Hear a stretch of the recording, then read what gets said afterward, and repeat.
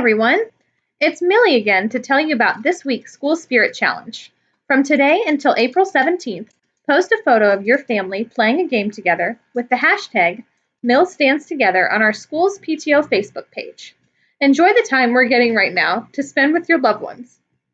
See you next time, Mills!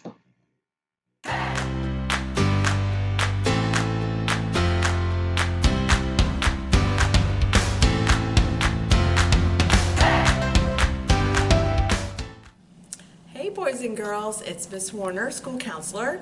How you guys doing? Just checking in again. First of all, I want to thank Mrs. Clay because she's been doing the camera for me for these videos and she's doing a great job. So thank you, Miss Clay. You're welcome, Miss Warner. All right, so today I brought another book. This book is called Mind Bubbles.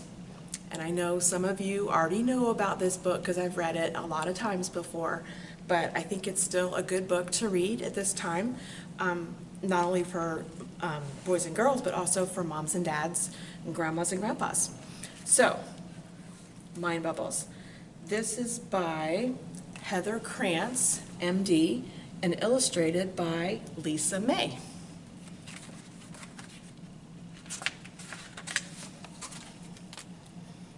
I think a lot of thoughts. Do you? I do. I have a lot of feelings. Do you? Yes. Those are mind bubbles. Everybody has them. They show what we think and feel. So some say they're happy, hungry, sleepy. This one's itchy. We all have mind bubbles. Some are great. Ice cream. I love my dog. Having fun. But some can be really difficult, like being lonely, school is hard, you might be feeling sad, you might be feeling scared. Sometimes your mind can be so full of them, it seems like more can't possibly fit.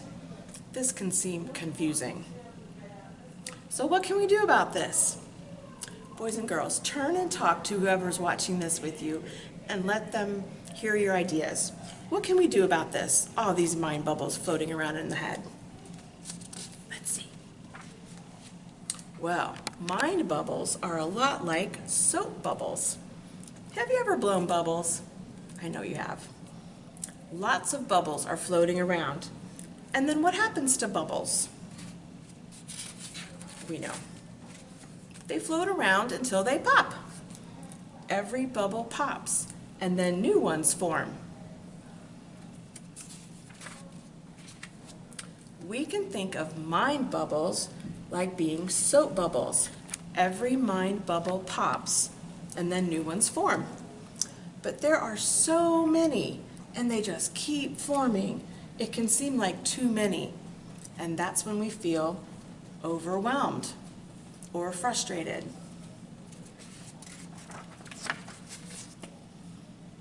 What you really need to know is everyone has mind bubbles. This is normal. See, this was excited, save, dog, happy, love, mom. Mind bubbles may float around for a while, but the interesting thing is they always pop. Thoughts and feelings change and new ones come along. Remember, this is normal. That's how our minds work. Bubbles come, bubbles go. But there is a simple way to work with all the mind bubbles in your mind, and it's a gift you already own. What do you think? A gift you already own to help with mind bubbles in your mind. Boys and girls, tell whoever's sitting with you what you think. A gift that we already have that can help us with mind bubbles. Let's see. Your breath. Most of the time we ignore our breath, but your breath is your friend. So how can your breath help? All of those mind bubbles will come and go no matter what. Sometimes it's like you're watching a bubble movie in your head. But instead of watching the mind bubbles, try noticing your breath. Try it now. Close your eyes and breathe in and out. Come on, close your eyes just for a minute. Breathe in and out. Your breath is always with you. It is friendly. If you get distracted by more mind bubbles, just gently go back to noticing your breath, and that will happen. Your thoughts still continue, but you can always go back to your breath. Try it again. Breathe in and out. In and out. You don't have to close your eyes, but sometimes it helps. This takes practice. Mind bubbles can be very distracting. That's why sometimes it's helpful to close your eyes, because you're also distracted by what you see. If you spend time noticing your breath moving in and out of your body, pretty soon you will realize that mind bubbles will still show up, but you can just allow them to be there. You don't have to do anything about the bubbles. And if you go back to noticing your breath, each bubble will eventually pop. So see how she's sitting? You can sit crisscross applesauce on the floor. I know some of you like to lie down. Some of you like to stand up. Whatever works for you. And soon you will feel calm and still, and maybe even happier. And your breath becomes your best friend. So if you could be present right now with your breath and just be aware of the mind bubbles, this is called mindfulness. How many of you all have heard that word, mindfulness? Raise your hand. I know some of you have, because your teachers talked to you about it, right? So now that you're at home, you can still do that. So how do we remember this? It's a SNAP. Stop and breathe. N is for notice the mind bubbles. A is allow the bubbles to be there. And P is practice again. It does take practice.